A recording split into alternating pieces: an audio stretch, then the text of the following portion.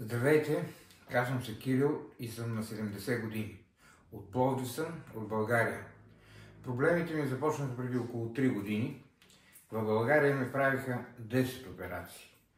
Отначало операциите бяха леки, само с дренажи, но в последствие се задълбочаваха и се чувствах все по-зле. Слагаха ми еластик и той ни помогна. Накрая научих за вашата клиника от интернет и дойдох с много голямо предубеждение и съмнение, че нещата ще се оправят.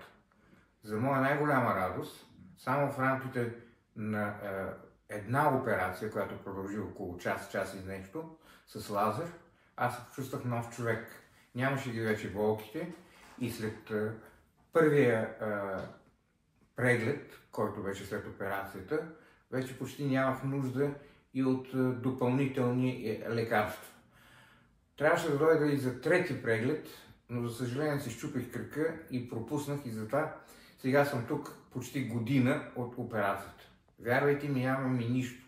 Говорил съм с много хора и на всичките съм препоръчал тази клиника. Тук наистина лекуват.